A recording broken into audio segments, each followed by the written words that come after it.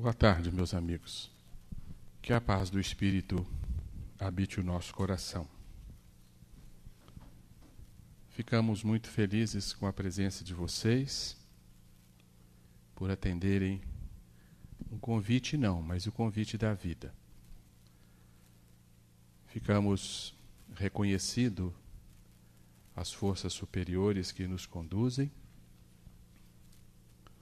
e para nós é uma imensa alegria estar aqui nesta tarde. O primeiro motivo é estar com vocês. O segundo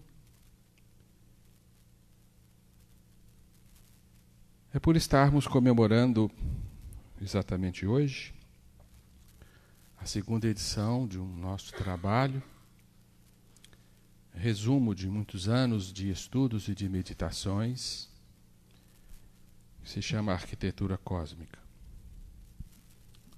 Nós estamos hoje, então, formalizando a sua segunda edição. Então,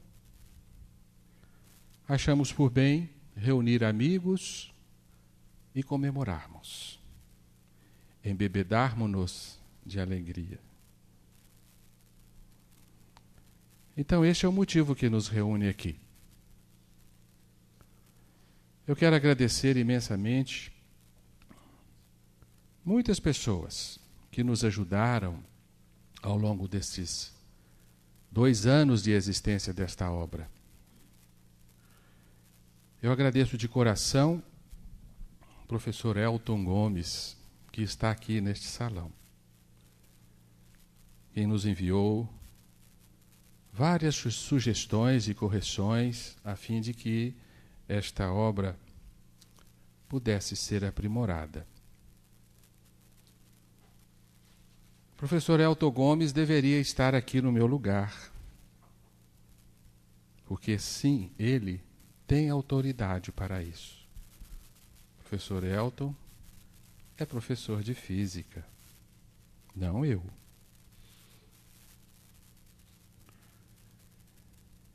Eu agradeço a Juraci Sampaio, um leitor que se tornou amigo do nosso coração, que reside em Vila Velha, que também nos enviou a maior parte das correções deste trabalho. Ao nosso querido amigo, Dr. Eduardo Loureiro, também nos enviou uma sugestão importante. Nosso irmão Moacir, que não está aqui também. E reforço a minha gratidão a um grupo de amigos que nos acompanhou neste trabalho. Foram várias reuniões e discussões e, portanto, nós podemos considerar esta pequena obra, a despeito do seu tamanho, né? Nós podemos considerá-la um esforço de conjunto do nosso grupo de estudos de Pietro Baldi, aqui de Belo Horizonte. Então, eu agradeço a Jô, o Vandinho, o nosso querido Antônio Carlos, Fernando, Rosane, Elizabeth Murta, o Aguinaldo. Enfim, são muitos nomes, eu não posso citar todos, mas são muitos os companheiros que nos ajudaram. Nosso querido Giovanni, que contribuiu também, ainda que de uma forma indireta, com seus estudos, de certa maneira, aprimorando a nossa bagagem de conhecimentos para que pudéssemos transmiti-la através da escrita. A gratidão à INED, né, a editora que nos tem apoiado, tem investido neste trabalho por acreditar nele, embora seja uma obra destinada aos tempos e não propriamente aos nossos dias, assim me dizem muitos amigos. E finalmente agradecemos as correntes superiores da vida que nos têm conduzido até aqui. Antes de iniciarmos e adentrarmos o nosso tema, eu devo pedir desculpas a vocês. Formalizar uma desculpa. Eu sei que vocês poderão estar estranhando, mas eu peço desculpa a vocês por estar aqui nesse instante. Acima de todos vocês, como se nós merecêssemos uma posição de destaque. Eu me desculpo também por estar aqui, pretendendo trazer conhecimentos que vocês podem não possuir. Eu me desculpo porque eu estou falando de um assunto que eu pouco entendo e pouco sei. Apresento-me apenas como um estudioso, nada mais que isto. Não trago títulos, evidentemente, na área da ciência, muito menos da física. Confesso para vocês que talvez eu seja um físico frustrado, porque na minha juventude eu desejei ser um físico na vida e me empenhei nisto. Ingressei na universidade exatamente no curso de física e cursei física por quase 2 anos. Não completei o curso. Algo dizia em meu coração que não era este o meu caminho. Deveria ser outro. Eu abandonei, então, o curso, ainda parcamente feito, para enfim retornar às minhas apostilas de cursinho, prestar outro vestibular e ingressar finalmente no curso médico.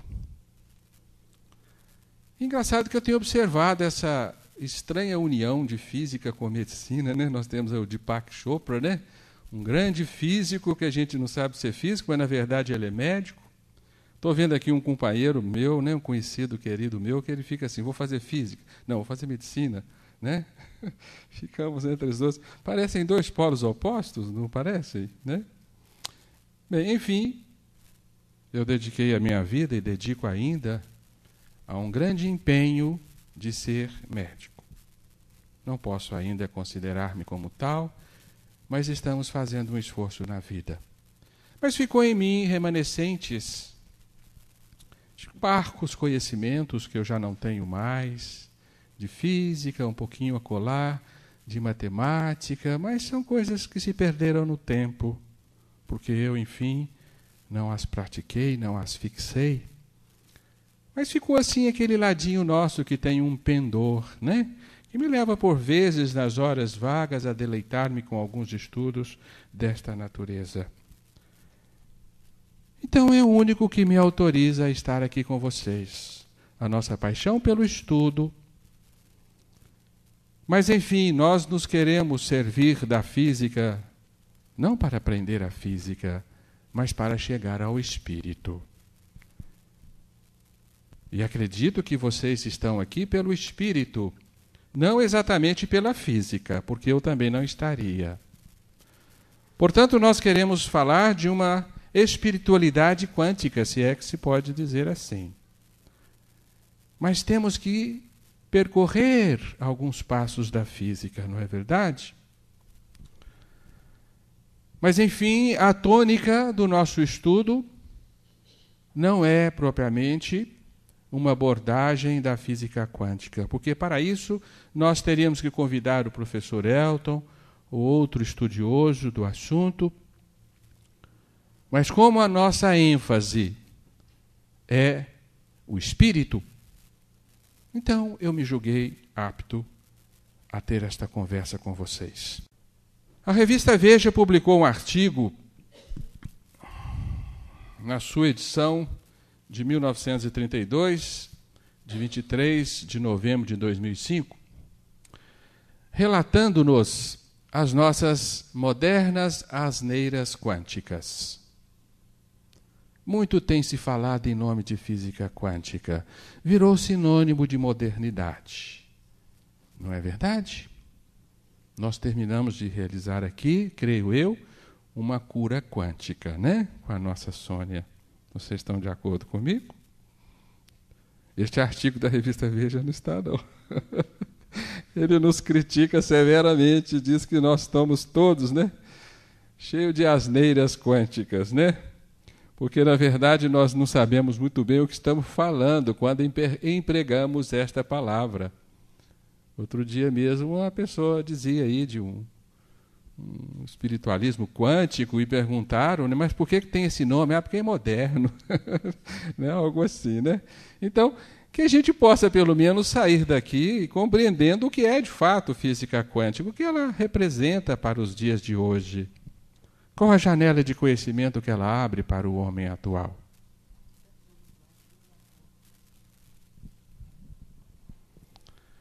Cuidados femininos, né? Depois não sou eu que vou lavar, né? Faz uma confusão quântica. Tá bom. E nós também não podemos discordar da Veja, porque de fato há certas asneiras quânticas, e a Veja nos dá alguns exemplos dela, né? As nossas incertezas. Não só as nossas incertezas, mas as nossas confusões, as nossas desordens. Por vezes a gente abre o nosso armário assim, né? E diante daquela balbúrdia, daquela confusão, nós dizemos assim, culpa do Heisenberg, né? Do princípio de incerteza que gera confusão, né? Então, as nossas incertezas, elas podem ser remetidas à física quântica? É uma das asneiras, né, que a revista nos indica. A revista diz também que associar física quântica ao orientalismo tem um cunho de impropriedade. Aqui nós vamos discordar da autoria deste artigo, porque nós vamos ver que sim, há possibilidade de fazermos uma fusão entre vários conceitos da física quântica com aqueles apregoados pelas doutrinas orientais. Mas, enfim, há um certo exagero. Mas nós temos, na atualidade, várias possibilidades de curas quânticas, e aí sim nós dizemos que isso ainda é muito precoce para nós. Nós conhecemos da física, e nós vamos mencionar isso naturalmente, a possibilidade de que a nossa consciência interaja com a matéria. Mas a dizer que é possível, já nos nossos dias, extrairmos benefícios terapêuticos dessas possibilidades, ainda é um tanto quanto precoce. Então este artigo critica certos sites da internet que oferecem curas quânticas sem que se saiba exatamente o que seja isto, certas clínicas que já anunciam curas quânticas estelares, né? A reportagem menciona esta cura quântica estelar, né? Tem uma clínica que trabalha com este tipo de terapêutica e, de certa forma, ainda deixa a desejar e traz realmente suspeitas de que estejamos manipulando asneiras quânticas. E a Veja menciona ainda, né, certos estudos de energias, as energias humanas, né, as energias do magnetismo, do desejo, do sonho, enfim, remete-se este campo de possibilidades também à física quântica de uma forma ainda um tanto quanto muito precoce para os nossos conhecimentos atuais. Temos aí o exemplo, né, do famoso livro Segredo, que está ainda em moda, né, e que explora essas possibilidades de que a consciência possa interferir na realidade e criar. Mas fica aí, então, esta notícia de que existem muitas asneiras quânticas. Os físicos, na atualidade, se dividem, inclusive, entre os estritamente científicos e os chamados místicos, aqueles físicos que extrapolam um pouco a estreita linha divisória entre a razão e a imaginação e fazem elucubrações além dos enunciados científicos. São também duramente criticados pela ciência atual, aquela ciência ainda restrita a uma visão objetiva da vida. Mas quero deixar claro para vocês que nós vamos aqui olhar a física com um olhar místico. Portanto, se eu tenho alguma coisa de físico, o que eu trago é puro misticismo, não ciência. Está claro? Se vocês julgarem isto asneiras, paciência. Né? Vamos falar algumas asneiras místicas. E o professor Elton Sussô, né? Se você, né, achar que estamos raiando as asneiras, que venha depois, ou qualquer um de vocês, que venham depois puxar-nos as orelhas.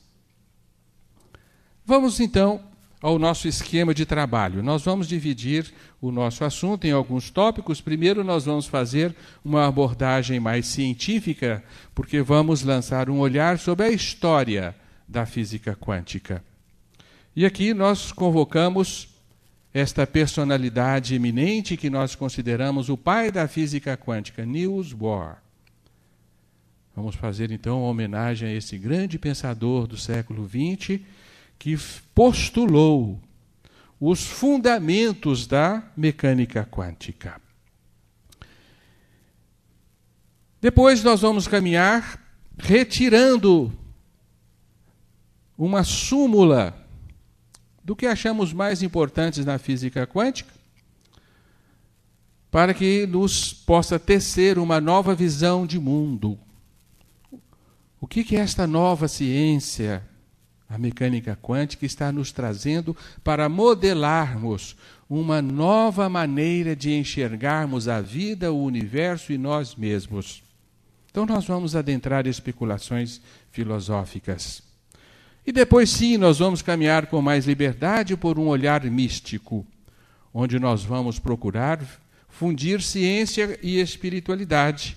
E nós convocamos esta outra personalidade eminente dos dias atuais, Amit Goswami, que vocês certamente conhecem, e é considerado o maior físico místico, físico quântico místico da atualidade.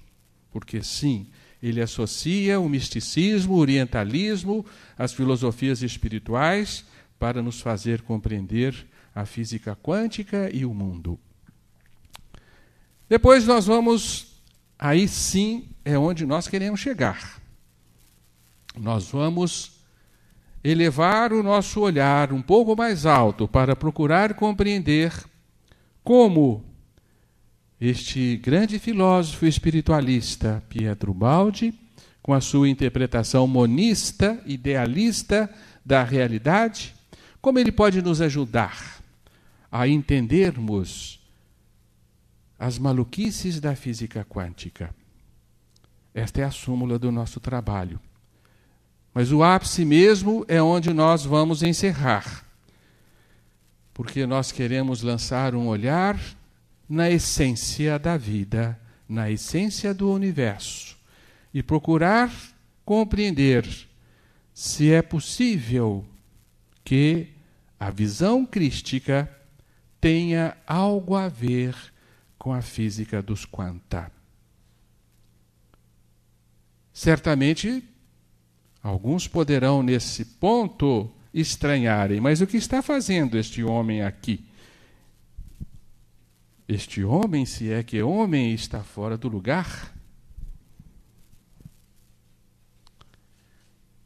Bem, é claro que acredito que a maioria de vocês que estão aqui sejam espiritualistas, estão assim coçando a cabeça. Mas será que dá para juntar evangelho com física quântica? Será que vamos tirar daí algumas asneiras? Algum palavreado evasivo, inútil? Vamos tentar. Vamos ver se de fato Cristo nos falou de física quântica também. Vamos ver se comprovamos que o Evangelho é uma obra sempre atual, que varre os séculos e supera o tempo, vence o bolor das ideações humanas e encontra-se atualizado. Nós queremos homenagear este físico que certamente é desconhecido por vocês. Ele se chama Laércio Fonseca. E nós estudamos um livro dele que se chama Física Quântica e Espiritualidade. É um livro que nós recomendamos para vocês. Fiquei conhecendo este autor através da nossa amiga Justine. A Justine nos presenteou há pouco tempo com um DVD de uma palestra do Laércio Fonseca sobre física quântica e espiritualidade. E aí que nós tivemos o clique. Nos encantamos com aquele estudo e considerei que algo eu posso contribuir com este tema, porque Laércio Fonseca não conhece o balde, e com o balde nós podemos ir um pouquinho além, não por nós mesmos, porque nada podemos, mas podemos avançar um pouquinho. Então, o professor Laércio, na sua obra, nos diz isso daí, que eu achei muito interessante e trouxe para vocês. Faz-se muito importante que todo espiritualista daqui para frente estude e compreenda a mecânica quântica, pois ela é a base da nova física e das ciências do futuro. Um parêntese. A física quântica é engraçada. É mesmo, a gente costuma rir um pouquinho da física quântica, das atrapalhadas que ela gera para a nossa razão. E não é que os físicos quânticos, estou eu a observar, eles têm um pouco de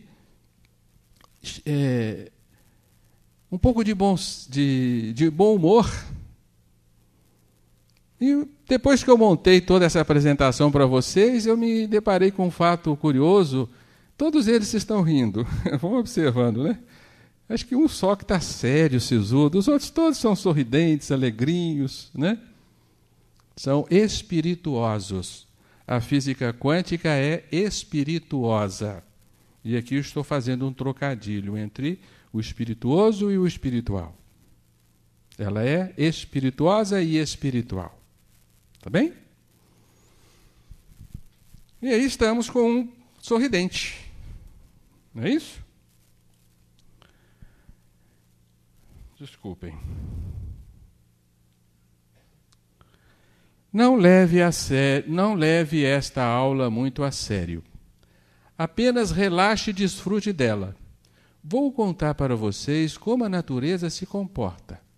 Se você admitir simplesmente que ela tem esse comportamento, irá considerá-la encantadora e cativante. Não fique dizendo para você mesmo, mas como ela pode ser assim? Porque nesse caso você entrará em um beco sem saída do qual nunca ninguém escapou. Ninguém sabe como e por que a natureza se comporta assim. Bem-vindo ao reino do absurdo.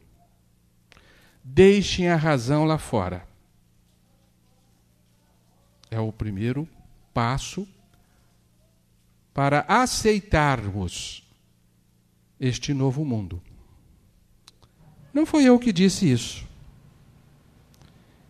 Isso foi proferido por um físico famoso, Feynman, ganhador do Prêmio Nobel de Física em 1965. Richard Feynman, numa de suas aulas de física quântica. E nós achamos tão interessante que repetimos aqui para vocês. Vamos então, além da razão.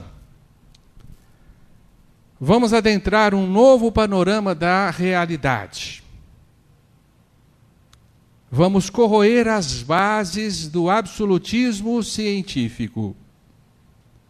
Vocês sabem que nos dias atuais, a ciência substituiu a teocracia dos tempos medievais, que controlava o conhecimento do homem e impunha severos julgamentos àqueles que pareciam contradizê-los. Hoje, as verdades inabaláveis não são mais verdades da fé, são verdades da ciência. Aquilo que é dito científico, nós acreditamos piamente. O que é fideísta, nós desconfiamos. Houve uma completa inversão de valores. em relação aos idos tempos. Hoje já não se condena ninguém a fogueiras, mas ainda se queima ideologias, ainda sepulta-se intuições preciosas, conhecimentos indispensáveis à alçada do homem, em nome de um pretenso saber científico. Mas a ciência entrou em crise depois que a física quântica se instituiu. E olha que é a própria ciência que cuidou de minar as suas bases. Que coisa interessante. A objetividade científica, a certeza inabalável da física, chamada clássica, foi corroída, foi abalada pela ciência dos quanta. E no final do século XIX, havia um movimento na ciência chamado positivismo, que nutria o saber humano de uma estranha esperança, uma esperança de que o homem pudesse pôr um controle absoluto sobre toda a fenomenologia do universo. Lord Kelvin, famoso físico inglês, dizia, no raiar do século XX, que a física não tinha mais nada para descobrir, que tudo já estava descoberto. Olha só, né? Que mancada que deu o nosso Kelvin, né? E um pouco antes, Lavoisier também declarava: uma inteligência que, no momento dado, conhecesse todas as forças pelas quais o mundo se move, e a posição e a velocidade de cada uma de suas partes componentes, poderia enquadrar na mesma fórmula os movimentos dos maiores objetos do universo e aquele dos menores átomos. Nada seria incerto para ela, e o futuro, assim como o passado, estaria presente diante de seus olhos. Ou seja, a ciência que nasceu no século XVII, vigorou no século XVIII e XIX, ela animou-se de uma prepotência, de que o homem iria exercer pleno controle da fenomenologia do universo. E que nós poderíamos conhecer o funcionamento da realidade, bastando então, determinarmos as fórmulas, os valores de posição, de velocidade, enfim, bastaria o homem medir os fenômenos. E ele poderia determinar com precisão o caminhar e o desfecho destes fenômenos. Este era o positivismo científico que o século XX cuidou de destruir. Com a física quântica, nós adentramos a subjetividade científica, não mais a objetividade. Nós vamos entrar em maiores detalhes quanto a isto. Comecemos pelo início da história, no ano de 1900, quando então a física começou a estudar o fenômeno das radiações térmicas. Sabemos que um corpo aquecido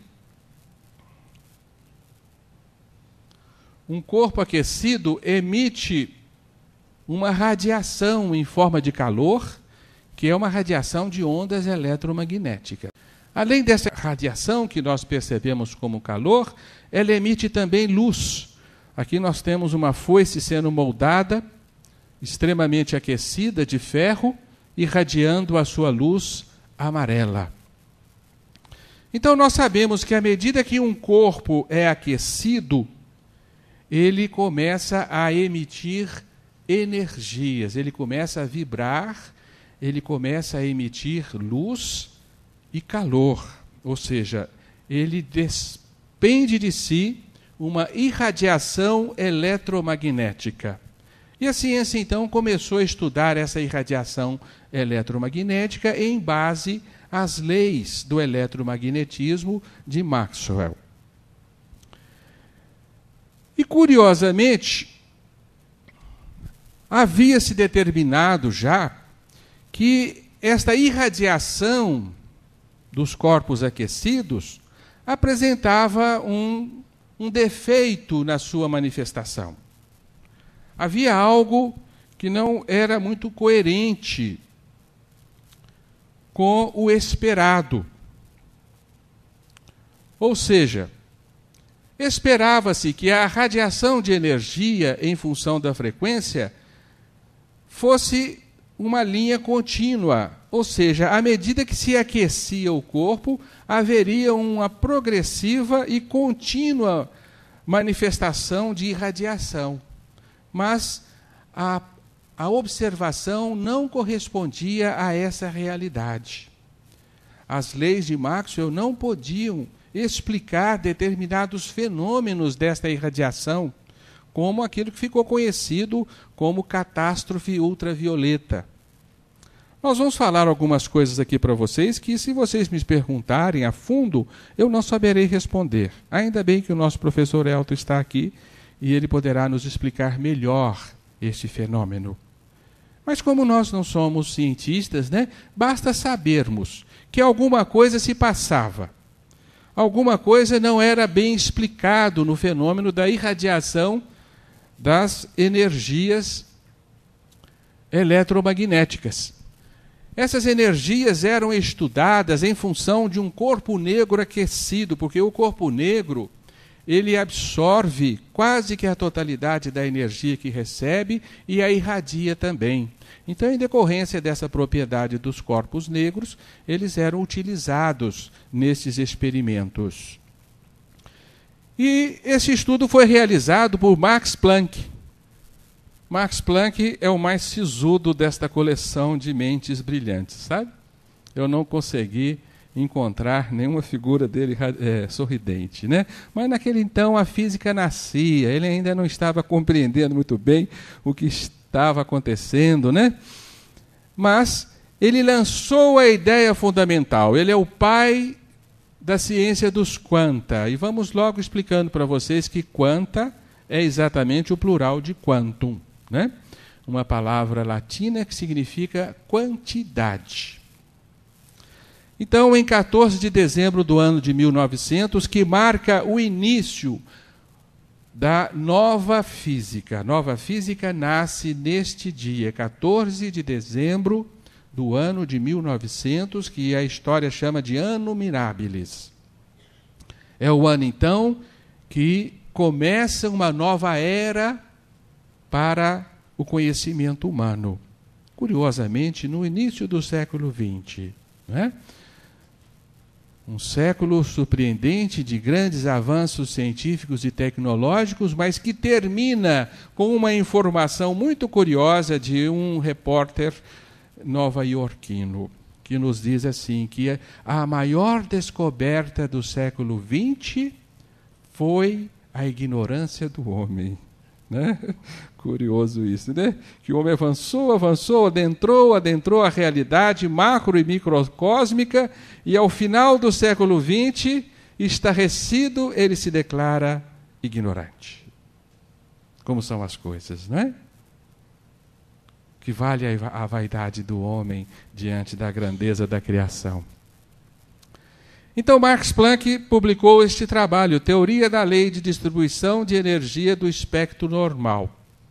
E lançou uma ideia de que a energia ela era emitida em pacotes e não de forma contínua. Por isso, ele denominou essa nova física, essa sua ideia, de física quântica ou física das quantidades mínimas. Então, aqui está um esboço de compreensão da estrutura desta teoria de Max Planck. Ele postulou que a energia não é emitida de forma contínua, mas sim em pacotes, em quantidades precisas e saltos entre uma quantidade e outra, de tal forma que um gráfico de energia e frequência do espectro de irradiação mostra platôs fixos de energia e não uma linha contínua. E chegou-se a esta fórmula importante em que o quantum ou a energia quântica é igual a uma constante chamada constante de Planck, que na verdade é um H cortado, multiplicado pela frequência da irradiação. É o quantum de energia. Estabelecendo-se assim números inteiros, números chamados então níveis quânticos da irradiação de energia. Portanto, a energia estava quantizada. A energia não se estendia como algo sem solução de continuidade, como um lençol.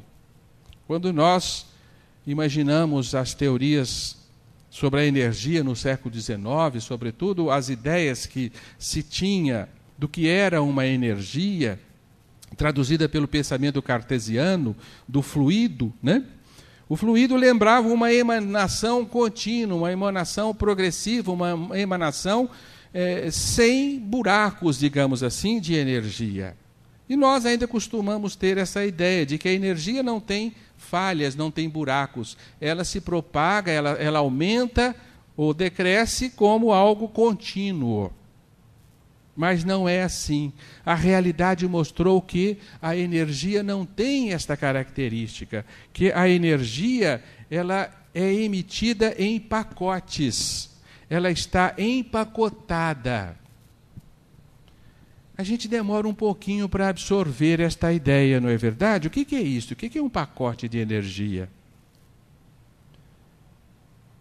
Por que a energia se comporta desta maneira? Por que ela é emitida nestes pacotes? Por que não se encontra uma energia intermediária entre uma determinada frequência e outra, como seria de se esperar? Exatamente por quê? Neste momento nós dizemos porque a natureza é assim. Porque o pensamento divino assim se expressa na realidade fenomênica. Está claro? Portanto, a realidade fenomênica está empacotada. Ela está feita de pacotinhos de energias e não de uma energia leitosa e contínua. Está claro? A natureza não admite frações, somente números inteiros desta energia. Da mesma forma como a nossa natureza atômica está feita de partículas. As principais que todos conhecem é o nêutron, o próton e o elétron, que formam a unidade atômica. Mas nós não encontramos na natureza meio próton, ou um próton e meio nêutron, meio elétron, ou 2/3 de um elétron. Não, nós só encontramos a massa destes microelementos exatamente quantificada, estabelecida em quantidades precisas, nem mais nem menos. Está claro? Portanto, o átomo está feito de quantidades fixas, que são as suas partículas. E a ciência descobria nesse instante que a energia também estava feita de partículas fixas. Compreenderam isto? E um físico espirituoso, Murray, ele traduzindo essa ideia para nós, nos deixou uma ideia assim meio tanto quanto, né, de gente maluca. Ele diz assim, ó, lá no céu, no bar de Deus, né, quando você vai beber uma cerveja com Deus, você tem que beber um copo inteiro. Você não pode beber meio copo, Deus não deixa. Então você bebe um copo, 2 copos, 3 copos, 4 copos, pode beber quantos copos quiser, mas é de copo em copo de cerveja cheio. Acaba um, Deus vem com a garrafa e enche outro copo cheio. Está claro? Isto é física quântica. Então, quando vocês forem no barzinho tomar cerveja, vão se lembrar da física quântica, né? Mas aqui não vale essa de que não pode beber meio copo, né? Está claro? Porque senão vocês vão se embebedar, né? Bem, a física quântica, então, nasce com Max Planck, com esta ideia de que a energia ela se distribui em pacotes. Ela não tem uma progressão contínua. Esta é a ideia fundamental.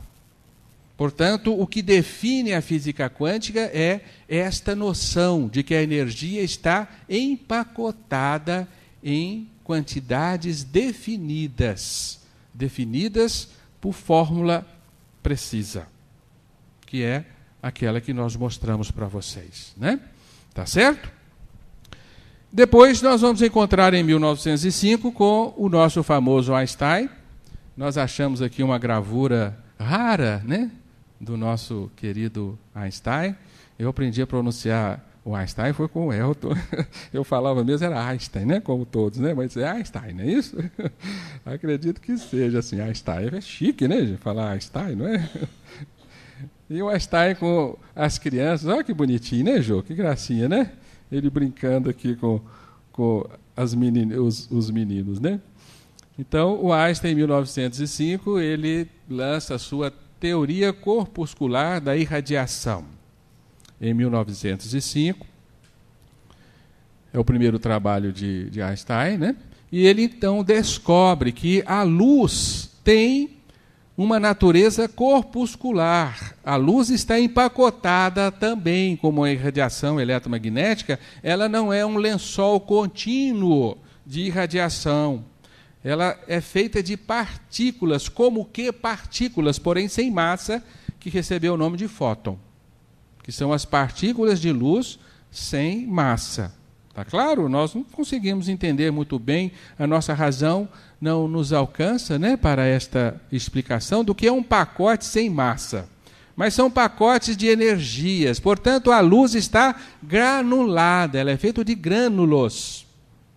E são exatamente esses grânulos que, ao incidirem numa placa de um metal, elas liberam energias dos átomos, né, em forma de pequenos pacotes. Portanto, a luz foi quantizada a partir desse raciocínio de Einstein.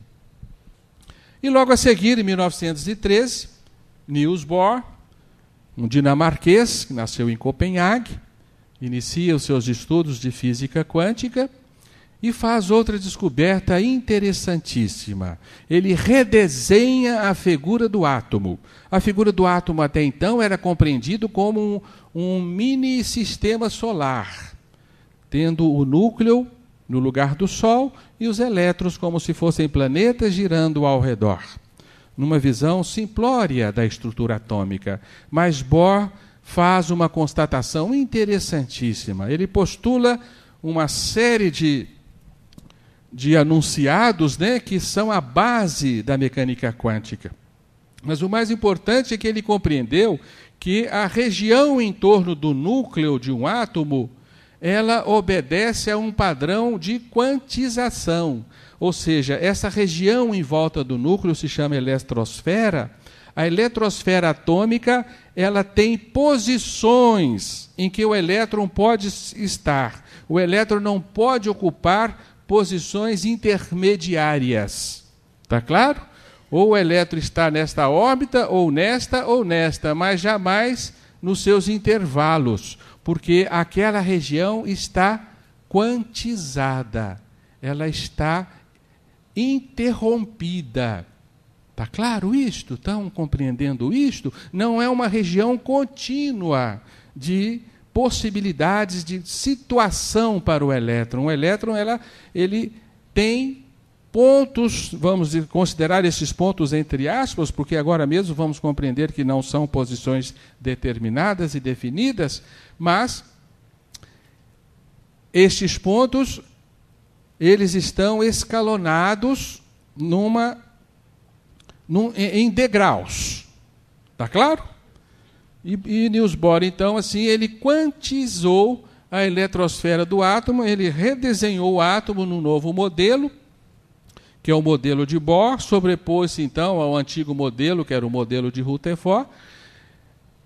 Mas, além dessa quantização da eletrosfera atômica, a física quântica começou a compreender que, na verdade, não havia possibilidade de se determinar com precisão a posição do elétron em torno do núcleo atômico. Portanto, o núcleo atômico estava envolvido por uma espécie de nuvem, e não uma bolinha fixa, bem determinada, girando ao redor. Ou seja, a matéria começava a desfazer-se, a matéria começava a morrer, para se transformar numa nuvem de eventos. Em 1924, nós nos encontramos com outra grande mente brilhante da história da física quântica, que é o francês de Broglie. E de Broglie, ele fez uma constatação muito interessante. Ele pensou assim, olha, se a onda tem uma natureza corpuscular, ela tende a formar pequenos blocos de onda, como se a onda se particularizasse em pacotinhos, por que não a matéria também não se apresentaria em forma de onda, já que a onda tende a ser como a matéria? Não é uma ideia fantástica? Ele começou a compreender que a partícula, na verdade, era uma onda coagulada, era uma onda concentrada, e que a matéria nada mais era do que onda, e onda nada mais era do que partícula. Nós estamos diante de um grande passo na história do pensamento humano. Nesse instante, a matéria e o materialismo começam a sucumbir. Porque o homem começa a entender que não havia um limite preciso entre a matéria e a energia, como até então se achava. Estão compreendendo isto? Não há mais limite. O limite é impreciso. O mundo atômico começou a desvanecer-se, começou a perder materialidade, começou a manifestar-se como ondas. E as coisas vão se complicar a partir de então. A partir deste ponto, a matéria transforma-se numa onda. Essa hipótese foi prontamente confirmada em 1927 por dois cientistas que estavam estudando a natureza da superfície de um cristal de níquel e observaram que raios de elétron ricocheteavam nessa superfície de cristal e sofriam um processo de defração como se fosse luz. Ou seja, partículas atômicas, partículas de matéria, que são os elétrons, estavam, na verdade, se comportando como ondas. E aí a física começa a compreender que onda e partícula é uma coisa só. Então, em 1926, este próximo sorridente, ele formulou também a mais estranha das fórmulas. Essa fórmula aqui nós tiramos do trabalho que o Elton nos enviou, né, que depois, se vocês quiserem, pode me pedir ou pode pedir diretamente a ele, que é a famosa fórmula, uma das fórmulas, né, Elton? Tem outras fórmulas, né, da função de onda de Schrödinger. E, evidentemente, que eu não vou me aventurar aqui a explicar essa fórmula para vocês, né? É claro que não, né? Aí sim seria uma asneira quântica se eu tentasse essa aventura, né? Talvez o professor Elton, se houvesse tempo, poderia nos explicar melhor. Mas aqui nós temos uma fórmula estatística, uma forma probabilística de matéria. A matéria converteu-se, então, numa onda de probabilidade. Ela torna-se uma mera possibilidade, não algo fixo, um ponto determinado da realidade. Mas a matéria, então, ela se espraia, ela vai além dos seus limites, é mais ou menos essa a ideia que nós passamos a ter de matéria. Portanto, a matéria transformou-se numa função de onda, numa onda coagulada. E a partícula nada mais é do que uma onda de probabilidade. Portanto, adentramos a física das possibilidades.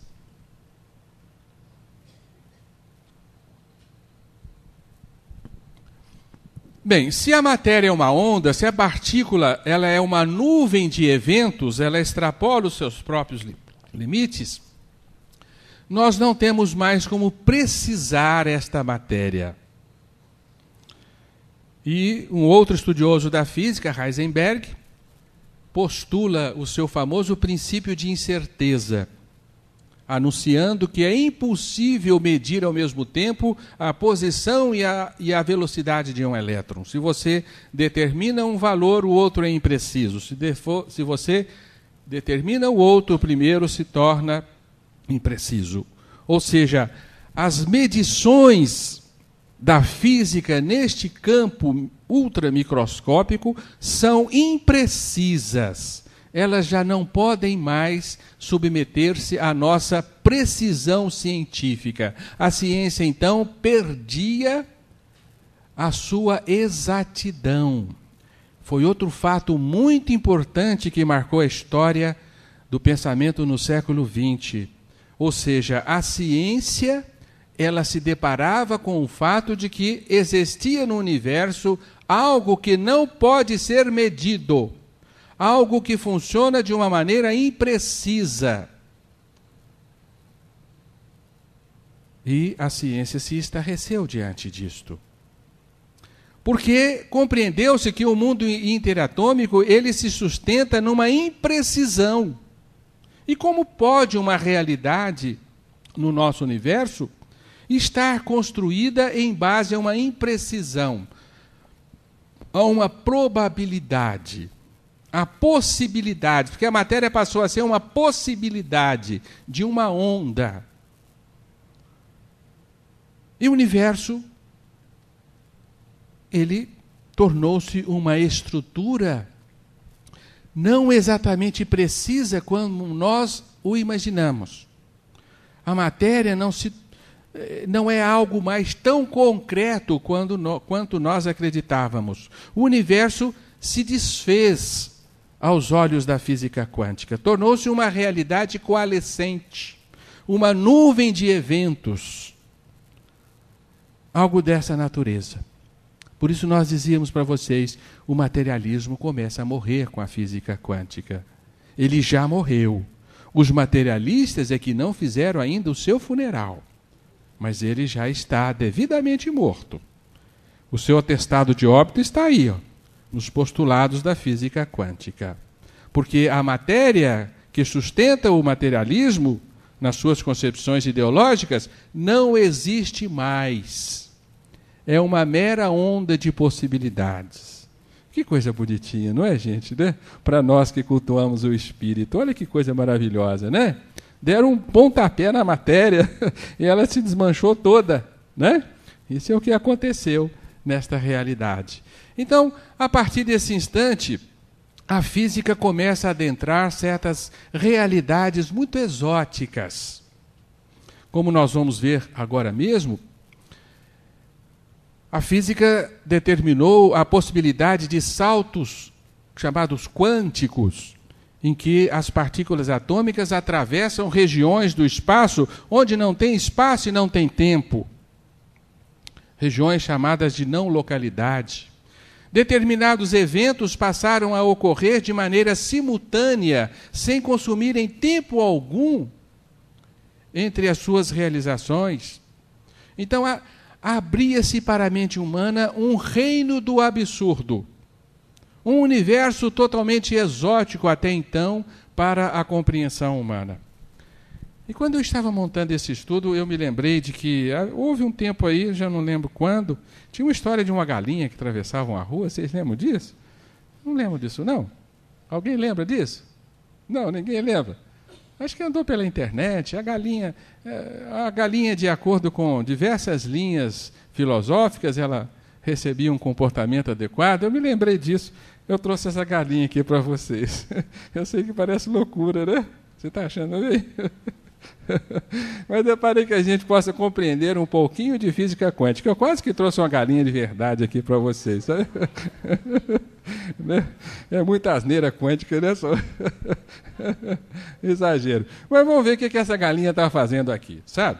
A galinha newtoniana da física clássica, ela pode ser muito bem determinada na sua posição e velocidade.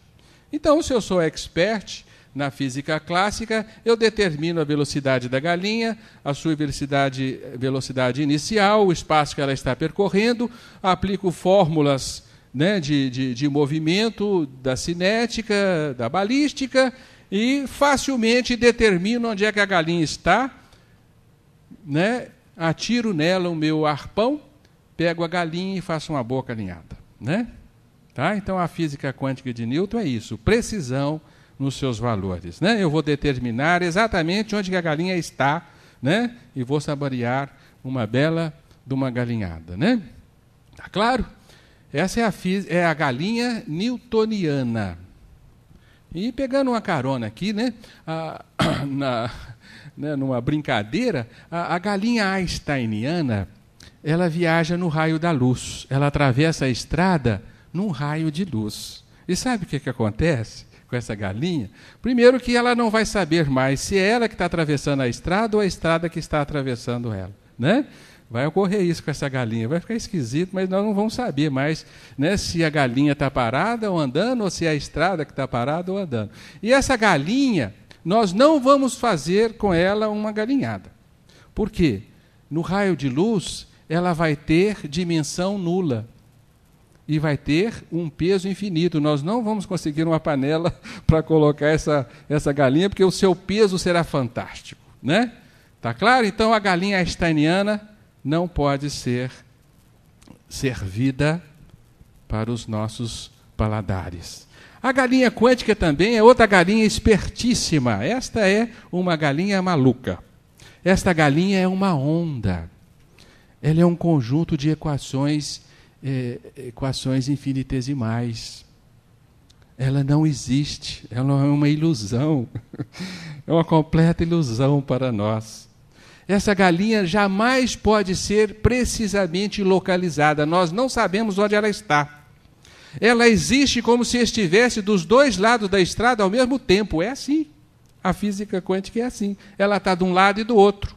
E se você determina e mede a galinha de um lado, ela desaparece do outro. Se você mede essa galinha do outro lado, ela some daquele outro lado, porque ela está simultaneamente nos dois lados.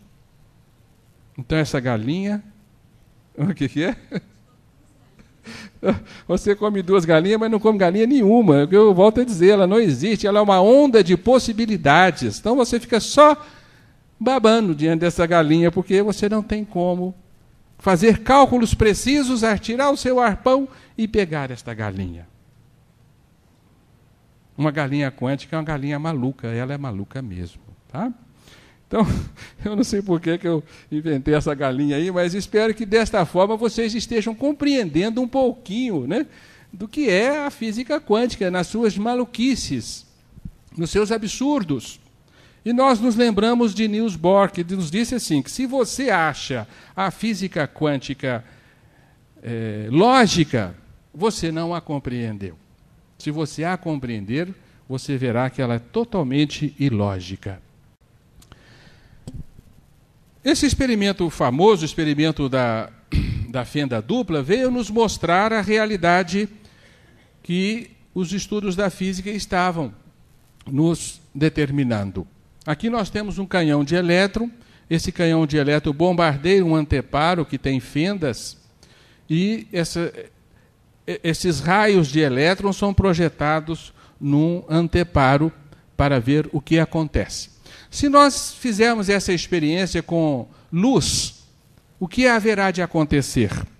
A luz é então projetada, ela atravessa os dois orifícios e se irradia e se espalha do outro lado, produzindo um fenômeno de interferência de ondas, de tal forma que se nós colocarmos aqui um dispositivo que registra essa luz, nós vamos ver um padrão chamado de interferência de ondas. Se nós colocarmos aqui uma metralhadora atirando projéteis, os projéteis que batem no anteparo vão voltar. Os que atravessarem vão naturalmente registrar neste anteparo apenas 2 pontos.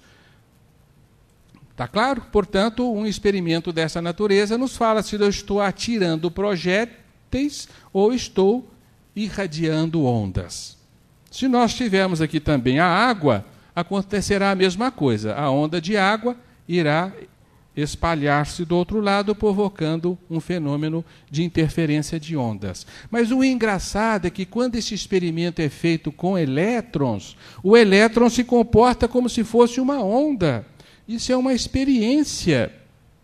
De tal forma que o registro de uma irradiação de elétrons é um padrão de interferência de ondas. Nós estamos diante, então, de partículas ou de ondas? Porque as partículas de elétron podem ser pesadas, elas têm peso, elas têm massa muito bem determinada, mas, no entanto, elas têm esse comportamento dual, que é um dos fundamentos da física quântica que nos deixa um tanto quanto malucos. Ora, o elétron é partícula ou o elétron é onda? Ele é uma coisa ou é outra? E a física, na sua maluquice, nos diz, ele é as duas coisas ao mesmo tempo.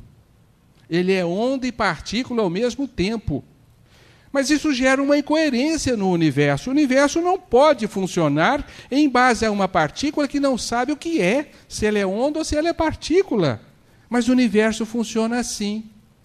A nossa realidade está estruturada nesta indecisão das suas estruturas fundamentais. Não é algo estranho e absurdo para nós? As coisas parecem estar muito bem funcionando na nossa realidade concreta, mas no fundo, na intimidade desta realidade, existem nuvens de possibilidades. Existem elementos que não sabem muito bem o que são e como se devem manifestar. Esta é a maluquice da física quântica. Se você não entendeu, está certo. Né? Está claro? É assim mesmo. É essa maluquice mesmo. Porque nós não temos como saber. O elétron ele só saberá se é onda se você usar um dispositivo que mede onda. Ou ele entenderá que é partícula se você usar instrumentos de aferição de partícula. Está claro? É essa maluquice mesmo. Né? Uma outra maluquice da física quântica é a não localidade. A ciência descobriu que nas dimensões mínimas do espaço, existem regiões onde não existe o espaço. É outra coisa esquisita para nós. A descoberta dos famosos saltos quânticos, a descoberta da não localidade, porque o Niels Bohr postulou, e a realidade funciona assim, de que quando um elétron recebe uma carga de energia, ele dá um salto e transfere a sua posição para uma outra orbital atômica, para um outro nível quântico. E da mesma forma, quando ele perde energia, ele cai. Ele faz o seu decaimento para um outro nível. Porém, o elétron não atravessa este espaço. Esse espaço é um espaço esquisito. Este espaço ele não conta como distância e o elétron não despende tempo algum para fazer este movimento. Ele faz isso de forma instantânea. Além de fazer isso em forma instantânea, ele pode aparecer em qualquer outro lugar. Ou seja, quando o elétron sai daqui e passa para esta órbita, ele pode aparecer em qualquer outro lugar, instantaneamente, sem consumir tempo e sem deslocar-se do espaço. Nascia um dos grandes absurdos da ciência quântica. Nascia a noção de que existe no nosso universo regiões onde não há espaço e o tempo não flui, como nós o entendemos. Vejam a importância desta descoberta. Fixem-se um pouco nesta informação. Ela parece absurda. É como se eu desaparecesse instantaneamente daqui e surgisse na minha casa, no mesmo momento, sem consumir tempo e sem percorrer distância alguma.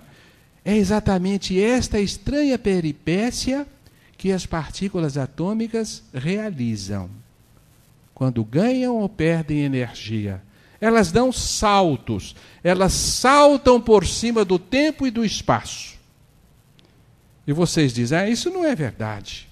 Mas os experimentos comprovam que sim, isto é verdade. Isto acontece assim. É estranho? É absurdo? Você está entendendo como isso é absurdo? Então você está entendendo a física quântica. Tá? É exatamente este absurdo de percorrer o não-espaço e o não-tempo realizando este estranho fenômeno de deslocamento, um deslocamento instantâneo. Este deslocamento instantâneo, ele foi estudado no famoso paradoxo EPR, né, de Einstein, Podolsky e Rosen, né, 3 cientistas que idealizaram esse experimento, e verificou-se que ele existe não só nos saltos quânticos, mas também quando 2 partículas estão interrelacionadas. Quando 2 partículas, é criado entre elas uma propriedade complementar, como por exemplo o spin, que é o eixo, que é o sentido de rotação do elétron. Se você aproxima 2 elétrons, o elétron tem uma rotação, e o elétron está rodando por um lado, quando você aproxima outro elétron, o elétron assume necessariamente um spin inverso, como 2 engrenagens que se encostam e uma deve complementar-se à outra. Então, quando nós fazemos esse experimento, esses 2 elétrons, eles ficam pareados, eles ficam sincronizados, eles ficam correlacionados. Ora, você pode levar um desses elétrons para uma região muito distante, um outro lado do planeta, e quando você vira o spin de um elétron, o outro elétron vira também, instantaneamente. Você poderia levar esse elétron para outra galáxia, como Andrômeda, a 2.500.000 anos de luz de distância de nós. Se você virar este primeiro elétron, o segundo elétron vai virar também. Esse fenômeno foi explicado, pretensamente explicado pelo teorema de Bell, foi comprovado também que ele funciona para fótons correlacionados, nas experiências de um cientista chamado Aspect. Portanto, é uma realidade da física quântica, a correlação não local ou conexão não local. Ou seja, a física quântica ela está relacionada. Os seus fenômenos se interrelacionam através de conexões não locais, que não consomem tempo e não percorrem espaço ao trocar as suas informações. Por onde passa a informação de um elétron para outro? Como que o segundo elétron sabe que o primeiro foi modificado para que ele se modifique também? Ninguém sabe explicar como. É outro absurdo. Está claro? É exatamente uma ação fantasmagórica que ultrapassa as teorias de Einstein, as teorias da relatividade, que coloca como limite de troca de informações no nosso universo a velocidade da luz. Mas, a nível quântico, não se respeita o limite da velocidade da luz. Os fenômenos podem trocar informações muito além da velocidade da luz, de forma instantânea. Como pode ser isso? O universo é assim. A nossa realidade funciona dessa estranha maneira.